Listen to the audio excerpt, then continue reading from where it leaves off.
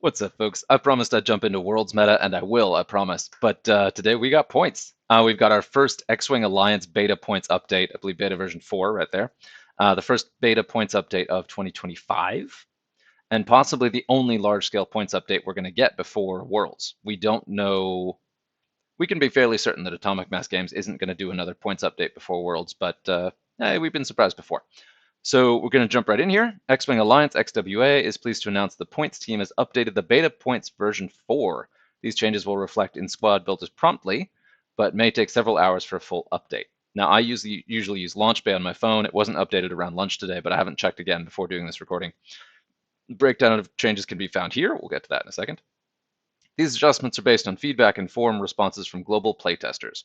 With this update, the XWA strongly recommends to continue to submit your feedback through via playtest forums. They read that stuff. It's really good. It's really good to have more people filling that out. That's one of the things that makes these hopefully really good. Please stay tuned for more announcements in the near future regarding upcoming content from the design team and exciting updates from organized play team. Yeah, so we'll get into that. Before I jump too deep into this, though, we're going to read the quick summary update that's coming next. Then we're going to actually look at a somewhat sad community announcement. And then we're actually going to look at the standard loadouts that I haven't covered before. So I covered Silencer Kylo. We've gotten 2 more teased since. So I'll talk about those. No spoilers. And there may be more hidden in my tabs here. I'll find out in a minute. But next up, beta points update. Love the formatting on these. These are always just so pretty. Great formatting on these. Beta points update, beta version 4, patch notes from February 2025. We got Ollie Pocknell, Greg Cashmanian, Dale Cromwell, and Catherine Nixera. I hope I got Greg's name right that time. Volunteer community group does not claim ownership or affiliation in any capacity with Lucasfilm or Asmodee. We're going to keep throwing that disclaimer on stuff because even when official support ends, we still want to tread lightly here, walk in some eggshells. But once official support does end, where the official tournament circuit is over too, there's going to be a lot more freedom and leeway to kind of do more with this. And I'm actually really excited about some other updates coming. We'll touch on that later. So, hello, pilots. The turn of the Galactic New Year and some larger events have given us time to reflect on the present points and make some adjustments. With Adepticon on the horizon, we have some exciting updates from the XWA. And just a reminder, Worlds is not going to use XWA points, but some major events so far have, and several upcoming major events will. So, these tweaks will keep the competitive meta fresh as we enter this new era for X-Wing. Stay tuned for future press releases to see what we have in store. Also, one note, there were no upgrades to upgrade points, so that PDF has been left intact as is. So if you look at the upgrade sheets, it still says BV.3, so it hasn't updated to the beta points update. And we'll see if that carries on, so the two have different version numbers forever, but who knows. Okay, so general. We have one general change that will affect every faction to various degrees. Force users with talent slots are losing their talent in favor of force slots. In some cases where this would lead to too many force slots, we will discuss assigning a different slot to that ship. This is being done mainly to combat the use of certain combos like Trick Shot plus Shattering Shot or Debris Gambit, with force support and high initiative 3 agility aces. Yeah, it used to be a dividing line many years ago, so we don't expect it to be a killer for any of these powerful force aces. I can hear the angry Republic players already, but worry not. The one exception to this is going to be Eta 2 chassis. Those pilots will retain their talent slots. It is an important and necessary part of their kit to make the ship efficient enough with how fragile it can end up being. Yeah, the Eta 2s are nuts. They're 3 hull, 3 evade. Like, they go up in puffs of smoke. If there's a bomb within a mile, it's a bad day. But also, they can be very powerful. So it's a tricky one to balance because of how inconsistent they can be. But they have shown up quite a bit, and they're really fun to fly. So we'll start with Rebels. Han Solo. We noticed that the Rebel YT-1300s have not seen much play. In keeping with the theme of this update, we're going to try raising the cost of 1, in this case Han Solo, to a whopping 9 squad points with a massive increase in loadout to 25. Yes, this will enable Perceptive Copilot, per Cop Bistan, combo Han again. Yes, this will enable Handbrake Han. It's also 9 points, almost half of your list. But yes, we will be monitoring closely. Because, yeah, the double tapping super shot Han is not fun. And as they say, this does bring it back, but I believe, I'm trying to remember if Han was 8 at the time or 7. I think he was 7 when he had the double tap craziness that was a huge problem. So going up 2 knocks an entire chassis out of your list if you take it. So we'll see. There's also enough else out there in XWA points where I don't think it's as much of a balance issue, but again, keep an eye on it. Make sure to fill in your report forms if it's a terrible experience. Lando YT1300 is also getting a load up boost of 15 points to give some competition to Leia, and we'll look at those side by side too. And I appreciate that nod, because in a lot of cases you have your top pilot and then you have your other pilots, and it's usually top pilot and then one of the other pilots. So you get 4 or 5 that no one touches. There's no reason to consider them over the main options. So that's cool. I like to see that. I want to shout out whoever wrote this. There are all kinds of fun little jokes and Easter eggs in here that I really enjoy. Right. The Empire is getting several buffs, but I'd like to temper that by starting with the one nerf we're administering. After fielding many complaints both through official routes and just people screaming at us on Discord, there you go, another official avenue of feedback. We're listening and moving Scythe 6 to 4 points. They're an insane value at 3 points, complete with a hull upgrade, a way to shed stress, extra attack dice, multiple rerolls on attack dice, a way to perform an action after a red maneuver, and a way to strain your opponents. It's an I2 though, so there's that. Decimators. Decimators haven't seen much play so far for the Empire, so we're taking a different approach on some larger bases. We're going to give you an option for a more expensive Decimator, but with a ton of loadouts, you can really pack out that ship. And that's something they touched on before with some of the small base ships. I think Y-Wings in particular, they had some of the cheaper generics. I believe they were the same cost, but had a ton of loadout as some of the higher initiative ones that had abilities. So I like to see that. I like the customizability. I like that it's more expensive to do that, because there is a huge risk in giving too many toys to generics of any kind. So that's cool. For this update, we're going to, cool. What's the word? I'll remember the word tonight after I go to bed. For this update, we're going to increase Rear Admiral Shiranu rack to 8 points, and a massive increase in loadout to 24. Why 24? Simple, really. Sloan is 25, and Death Troopers and Vader are 25. So you can't do Sloan and Death Troopers and Vader. You can't do the combo. Okay. A 24 loadout is going to be more than enough to kit out your Rack, though, and make him a formidable foe on the mat. And that's cool. It's good to see Rack unleashed a little bit, because I think those loadout points were a little bit low, but it's more expensive. And that, I misread that first comment as being about generics, but it was not. It was about making Shirano, Chirpy, Rack be a little bit more potent on the table, which, yeah. The worlds that I was at, Decimators had plenty of toys and were extremely scary, even in AMG points, and I think they still are. So it's interesting to see them kind of struggle to find the field in XWA points. Next, we got the TIE LN. Lastly, for the Empire, there are a bunch of 4-point TIE line fighters, which are having trouble competing in the 4-point space. It's a TIE fighter. It's hard to justify 4 points, which is very crowded in the Imperial ranks. So to increase their desirability and entice the list builders out there, we are making the following changes. Howl Runner increased to 18 loadout. Very nice. ISB Jingoist increased to 18 loadout and receives a mod slot. Iden Versio Custom up to 16 loadout, and then Moff Gideon up to 15 loadout and add a second mod slot. Ooh, interesting. We know the default for some of these pilots is going to be throw on a shield upgrade and then play with the points left over, but with competition in the 4-point space, we feel comfortable with that being a common practice. And really, I'm kind of fine with that too. I mean, I'm pretty sure these are all TIE fighters throwing 2 dice. So giving them an extra hit point, it's fine. We'll see how it shakes out, but yeah. One thing that I honestly missed, and I was thinking about this when I read these, is the TIE Swarm. It was a bit of a menace and kind of hard to fly against, but it was a totally unique play experience, and I think that the way the game is right now, we could handle some TIE Swarms. So I would love to see the 8 TIE fighters actually become a viable list. Not dominant, but viable, and you really just don't see it right now. I can't remember the last time I saw an actual TIE Swarm. It's been a very long time, so who knows? I don't know if this is the change to do it, but Howl Runner getting that much loadout, so potentially getting a hull upgrade, or shield upgrade for sure, and maybe 1 mod slot. We'll see what you can do with that. Republic. This is the moment where I started being like, somebody had a good time writing this. Aside from being the faction most affected by the general change from talent slots to force slots, there is one other change to the Republic. The galaxy's angriest Y-Wing pilot, Anakin Skywalker, was always intended to be good at certain things, namely delivering a torpedo to his opponent's face at I-6. However, weapon system officer and synced console passing locks to his allies was an unattended side effect of having a whopping 25 loadout to play with. With this in mind, we're reducing his loadout to 20 and removing the mod slot from his Y-Wing. So if I'm recalling that correctly, he's going to lose both the talent and the mod and it's going to be hard to fit Weapon Systems Officer and his torpedo. So we'll see. Hopefully this will leave his ability to cause mayhem intact while reducing the impact he has on his squad mates. Yeah. Yeah, I think it was the combo of Weapon Systems Officer and Synced Console that allowed you to recover your lock and then also pass it off onto other friendly ships. Yeah. Separatist, Genosian Prototypes. The CIS faction has continued their strong showings. Just recently, they notched another victory in a large Polish tournament. Cool.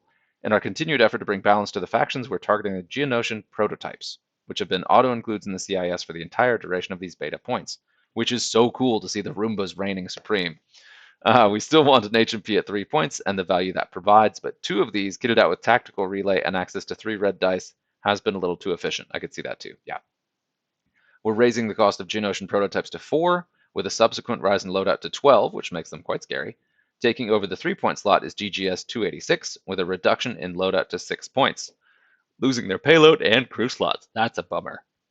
That one of the more fun things with those is doing wacky crew combinations. I really enjoyed that, but I get it. This will now make you choose between taking a munition to increase the offensive value or taking a tactical relay to support your squad. We'd like to also note that DGS's ship ability is useful in how the CIS plays the game, whereas the prototype's ability turned into being 3 points. One side effect of this we hope to see is more CIS players choosing other options as a Kraken carrier, further diversifying CIS list building. And they did bring the cost down on relays in general, if I remember correctly. So 6 is plenty to have your different relay options, which I appreciate that. Resistance, more Falcons. YT1300. This update may go down in history as the Falcon update. Again, we're addressing the YT1300s. Ray is going up to 8 points and getting an increase in loadout to 28. While this is only a small loadout increase for a full squad point, we believe she's a little too efficient at the present 7 cost. Ray scares the living crap out of me. Like, she is so consistent. Like, the super kitted out Murder Ray is just a incredibly reliable hit printing machine. Like, she's a monster of a ship. So I think that we'll be fine at 8. We'll see. I haven't played against Ray in a while, but I just have trauma. Han Solo in the YT1300 is going up to 7, getting 24 loadout. He will also receive the title. Now, there's a lot you can do with that. That's cool. Meanwhile, Poe Dameron YT1300 is getting a minor nerf down to 21 loadout.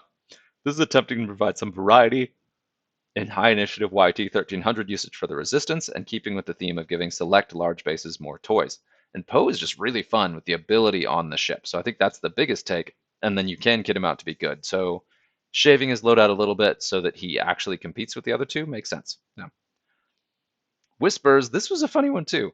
We're using this update to address Whispers in a broader sense. We still believe this ship is very effective. A free config that adds agility 3, 3 linked white-to-white actions, an additional white action that breaks the rules of jam and disrupts your opponent's ability to modify, is tremendously powerful.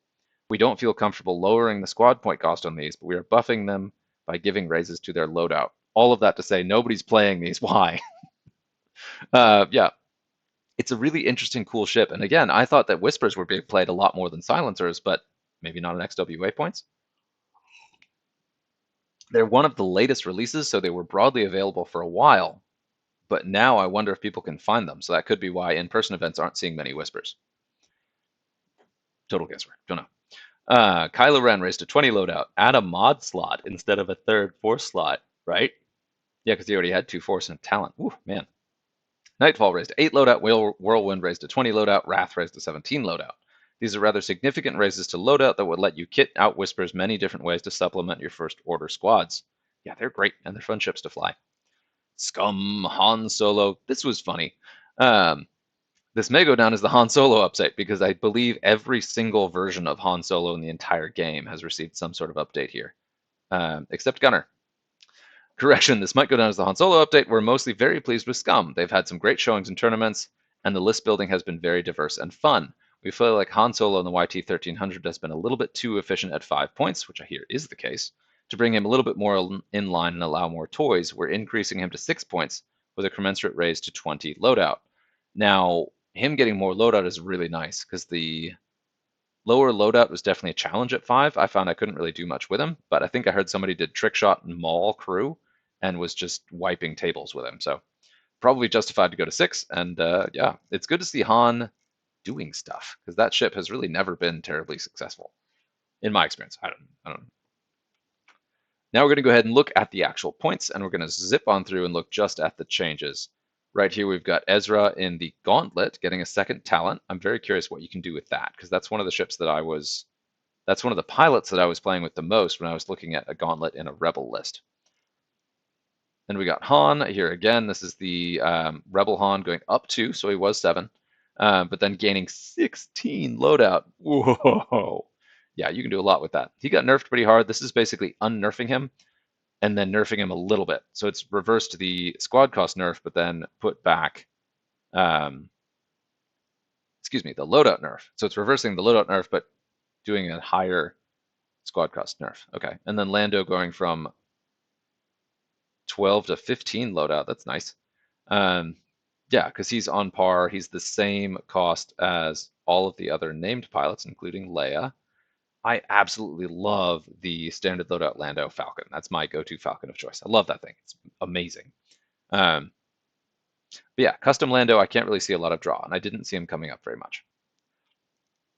In the A-Wings, we've got Ahsoka losing that talent, bummer, but getting a second mod. And that because that's one that couldn't go to an additional force because she already has 2 force slots. Interesting. Then we've got Luke Skywalker, red 5. Yeah, okay, so this is the custom one, I believe. Right, he's got loadout, so of course it's the custom one. Losing the talent and gaining a second force. Okay. I'm very curious to see what double force combinations we can do. I know they're out there. I think there's some good ones, but I'll have to look at that. Fifth brother losing the talent, gaining second force, and gaining a mod as well. So all of these TIE Advance are getting mods. All of them are getting the mod slot in general. So all of your TIE Advance V ones, the little wibbly ones, now have a mod slot in addition to their system slots. So the system mod combination is always a really deadly piece. So I'm excited to see what people can do there. And then all of the named ones lost their force or lost their talent slot and either gained a second force or just got that mod. So Grand Inquisitor, bummer buddy. Doesn't gain much, but yeah.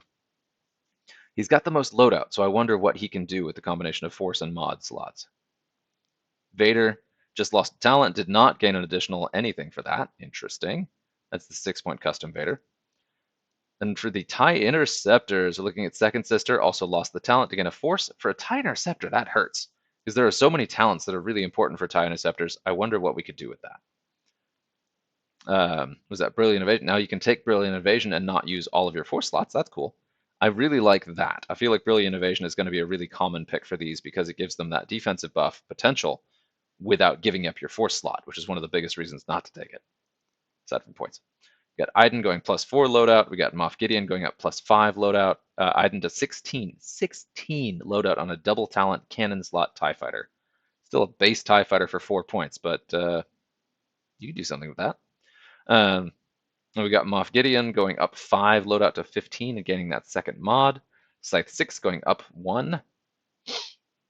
I missed the boat on playing Scythe 6, my bad. Howlrunner going +7 to 18 loadout with 2 talents and a mod. That's cool. That much loadout really, and that much loadout with the talents really gives you incentive to take something like Squad Leader or one of the actual coordinate abilities you can take in addition to her passive reroll for TIE fighters. That's pretty cool. Free Howlrunner indeed. Then the ISB Jingoist gaining 10 loadout. Whoa. +10 loadout to 18. Oof. Still a 4-point tie, but a 4-point tie with an illicit and 18 loadout. All right. Going down, there aren't actually all that many changes. This is going to be fairly quick, and then we got the other couple things to cover. The Decimator, again, Shiranu going up by 1 squad point and gaining 14 loadout, sitting on 3 crew slots, but only 1 gunner. Yeah, okay, there's a lot going on there. Then we've got Han, the Scum Han, going up to 6, yep, and gaining 6 loadout to go to 20. There's a lot you can do with that, with those 20 loadout points, so I'm excited about that. Scum, I believe, yeah, there we go. And then Maul and the Gauntlet also gaining that second force talent. There's a pilot I think can really do something with that too. So I'm curious to see what people do with Maul now that he's got the 2 force, if anyone's using him at all. I haven't heard about Maul pilot in who knows how long, which just makes me want to fly him. All right, and then we've got Asajj also losing the talent but gaining a second force. Another one I could see being interesting because her ability can just hand out stress by using force, so she's a candidate for patience, but I don't know. I really don't know what to do with the double elicits on these things. I don't like overtuned plus contraband, I guess. Ketsu with her 11 loadout. Come on, set her loose. She can't be that scary. She's that scary. Ketsu's still like my absolute beat stick. If I want to win a game, I bring Ketsu. All right, and that's it for Scum. That's pretty minor. And then for Resistance, we've got Han going up 1, gaining 15 loadout to 24, gaining that title. Then we've got Poe losing 3 loadout to 21. Ray going up to 8 squad points, +1, and then +7 loadout to get 28. But losing the talent, I'm curious to see how that goes too. I think still though, with the build that she's got, a second force is going to be better for her too, and I'm concerned. I really appreciate the dramatic color coding in this. It makes it really easy to at a glance see what was added where. It's really nice. Love the formatting, guys. Kylo losing that talent, gaining that force slot, and that's the silencer. Then we got our Whispers. We got a bunch of loadout buffs on these guys. The highest being a +5 to both Wrath and Nightfall. Nightfall had 4 loadout, guys.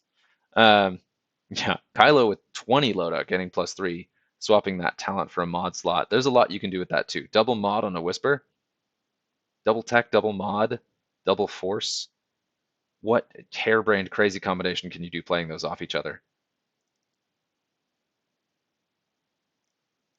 And then we've got Adi Gali. The Aether Sprites all had pretty much the same change. All of those talents going to force slots. And Obi-Wan actually did get 3 force slots.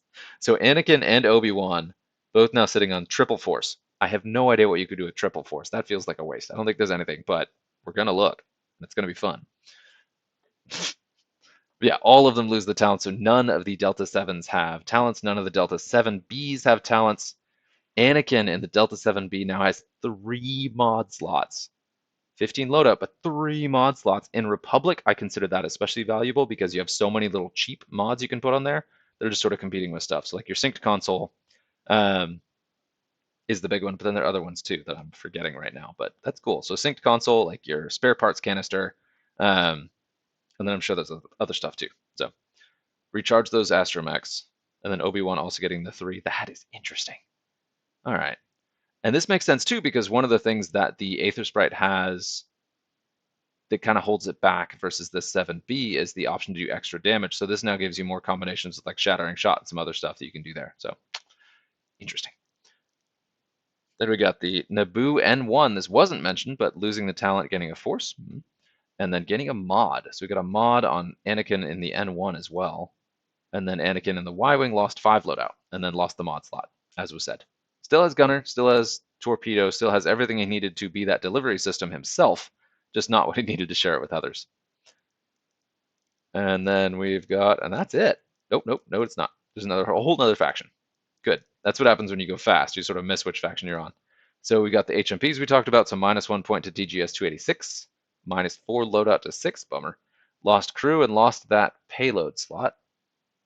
And then Geonosian prototype went up to 4 with +4 loadout to 12. Yeah, that made sense. The extra loadout on the Geonosian prototype is really nice. Being a really good synced cannon carrier, like a really good synced cannon carrier, that's awesome. I'd love to see that. I want to say they can take independent calculations, so 2 of those things running around with independent calculations is good.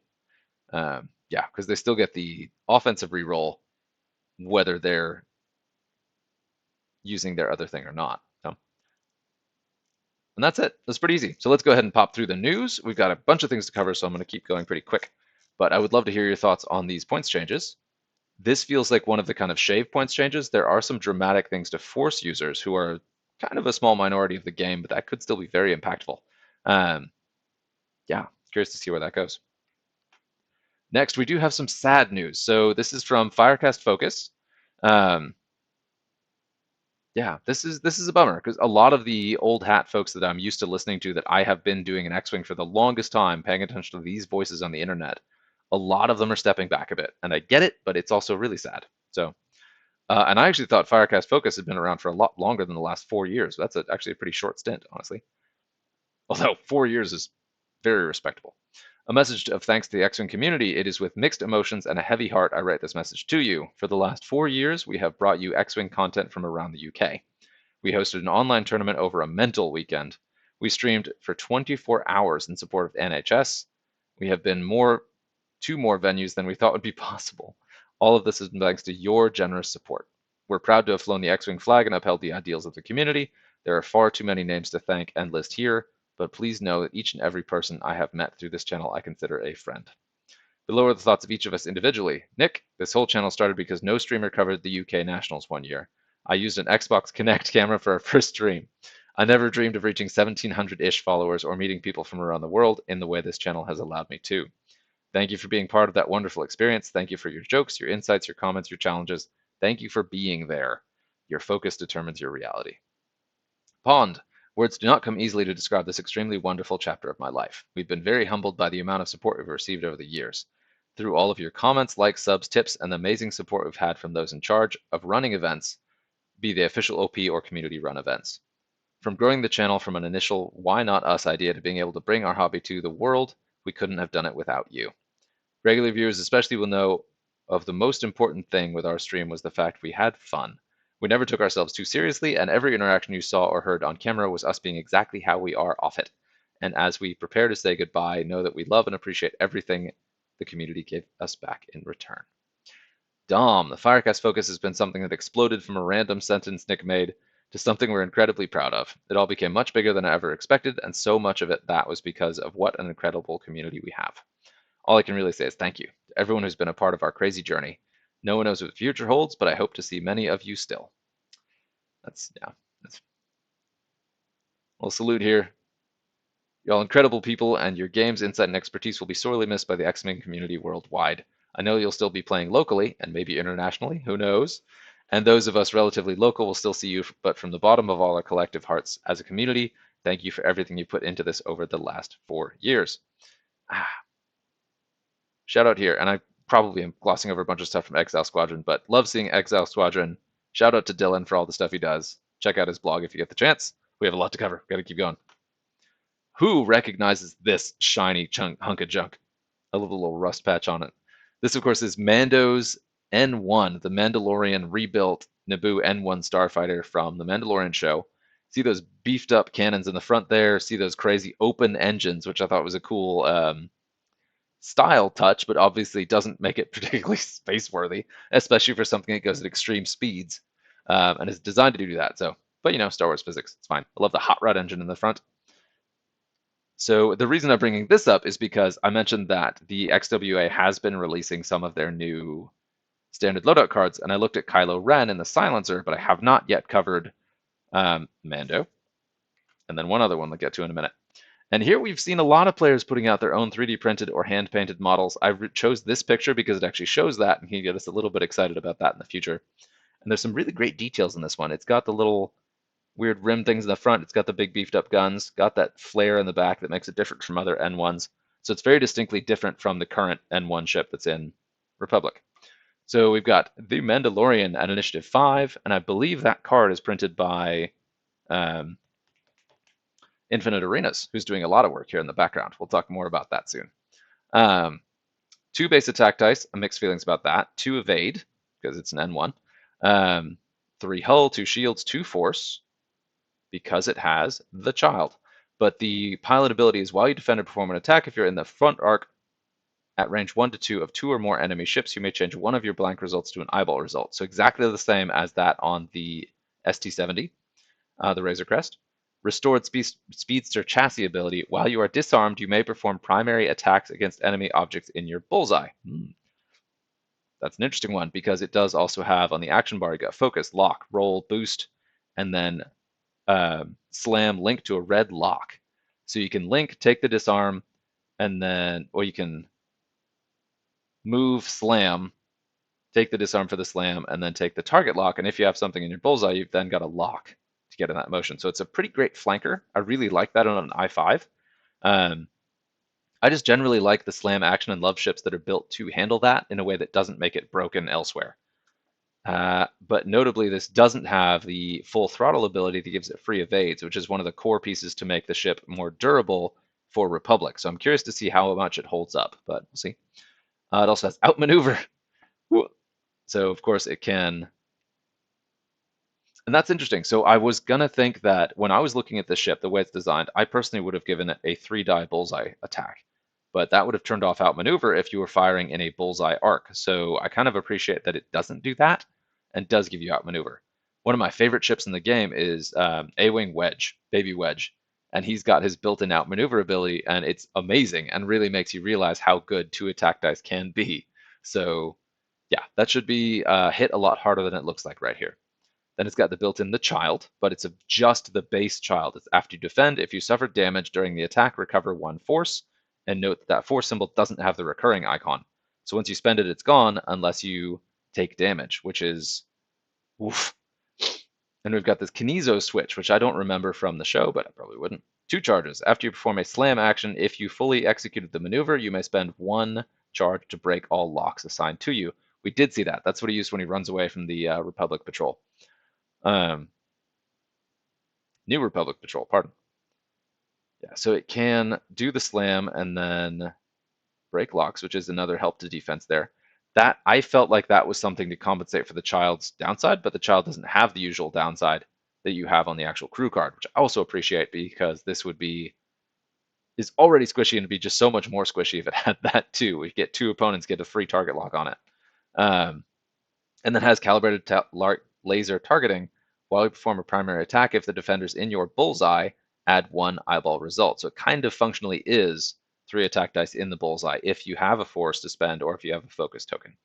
So it's still really going to starve itself for force, especially since you kind of want to save it for defense, but potentially is going to be a really, really powerful flanker able to do.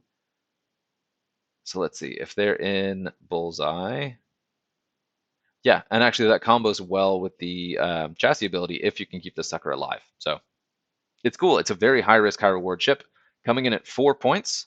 I think it's very fair for that. It's one of the first ships that Scum has that's a truly quick objective runner that could focus just on objectives, but also has the upside of being something that people can't ignore. It's kind of like a mini Grievous for Scum, and it's cool. The design fits the design of the show and does kind of fit the Mandalorian. It's kind of a weird mix of abilities that make sense narratively, but in play, I'm curious to see how it goes. Like it's got a really good defensive ability when it's in the worst possible spot. We'll see. I do also appreciate how you can use it as bait, and if people go after it and lock it, you use your Kinezo switch to make them dump their locks. You can really kind of troll with this thing too, so that's good. We'll see.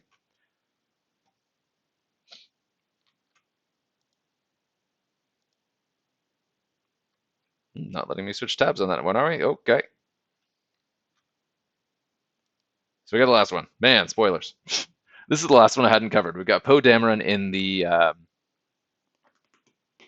T-70, of course. This is the evacuation of Dakar XWA standard loadout. It has 3 front attack dice, 2 evade, 4 hull, 3 shields, I believe is an extra shield, but I always forget if T-70s just stock have an extra shield. After you perform an action, you may spend 1 charge, and he's got 1 recurring charge, to perform a white action, treating it as red, which gives him straight up old school push the limit. So he now is able to link any of his white actions to any of his other white actions. And if you have any way to pull off stress, he could do a triple action where he could lock, link to focus, somehow transfer that to a white focus, and then chain that to a red roll. So that's pretty good. I don't know if there's a way to do that though, but anyway. And then adaptive S-foils is the chassis ability. After you perform barrel roll action, gain a deplete token. Ooh. While you perform an attack before rolling attack dice, if the defender's in your bullseye, you may remove 1 deplete token. So you have that X-Wing chassis ability. It's the S-foils title that you see in a lot of X-Wings now that kind of make them, they give them the barrel roll action with some costs. Also has slam on that action bar. You got focus, link to roll, you've got target lock boost, barrel roll, and you've got slam. Built-in heroic. While you defend or perform an attack, if you only have blank results and have 2 or more results, you may reroll any number of your dice. Really good on ships that only have 2 dice, say for defense. Or can be strained or depleted, excuse me. So if you're throwing 2 attack dice, heroic is still a really good way to get you a free mod there. Because having fewer dice, having exactly 2 dice increases your odds of actually getting the reroll, And anytime you get the reroll, that increases your chances of getting something out of it. So that's, primed overdrive thruster. While you perform a red boost, barrel roll, or slam action, you must use the template one speed higher if able. I didn't notice that the first time that it includes slam. So slamming that if able, yes. So you can't do a 4-turn slam because there is no 4-turn. But if you do you can't do short slams, which is fine. One speed higher if able. If you do, you may gain 1 strain token to remove 1 stress token. Oh, there it is. Yeah, okay, so it doesn't have any base red actions, but that is still a way that you could do that multiple times. So you could do focus roll, strain, and you do a speed 2 barrel roll, and then the next turn you could move and then do the same thing again. That's pretty that's pretty cool. Poe is the pilot that makes me want to fly T-70s. I have no interest in flying T-70s otherwise, but every time I read some of his moving abilities, I'm like, all right, fine, I'll try it. I want to. Then he's got BB-8 with 2 charges. During the system phase, you may spend 1 charge to perform a barrel roll or boost action. Before you engage, you may spend 1 charge and gain a strain token. If you do, you may remove 1 disarm token. So you can do your slamming and then decide whether or not you want to shoot after everything is settled, which is great at I6. Like, that's very cool to have those options, and I like that flexibility on BB-8. That's cool. He's got Black 1. After you perform a slam action, lose 1 charge. Only has 2 non-recurring charges. If all of your charges are inactive, you cannot perform the slam action. So really, it's got a limit of 2 on its slamming for the entire game. So yeah, love it. So there we go, Poe Dameron. It's pretty cool. It's very fitting. I do feel like a lot of these standard loadouts are taking it a little bit safe, but they are building in the thematic important upgrades for these pilots. And I think we're seeing these ones early because these are the headliners. They're the really kind of high initiative pilots you expect to see, like Mando, Poe, and Kylo are the big names we'd want to see for these 3 factions. But I wonder what else is coming. I'm very curious to see the other pilots and stuff. And I know some of it may be stuff we don't necessarily recognize, like maybe some minor characters, but I think we're going to see some more names, and I'm definitely here for it. I don't know how many they're going to do. The standard loadout packs we've gotten for Rebels and Empire were pretty thick. There's a lot in there. And then also the ones for Republic and Separatists even had a good amount of stuff in there, like a lot. So I don't know how much they're planning to do. We'll see. But that's it. We're getting close to Worlds. Just to go ahead and recover this again, I am going to be doing a kind of Worlds meta shakeup. If you haven't seen it, I did a shakeup from last year, which is more true than not. But there's still a couple things I want to talk about and make sure that I highlight the differences and some things I've learned in the year since that I want to make sure to cover too. So anyway, appreciate the time. Until next time.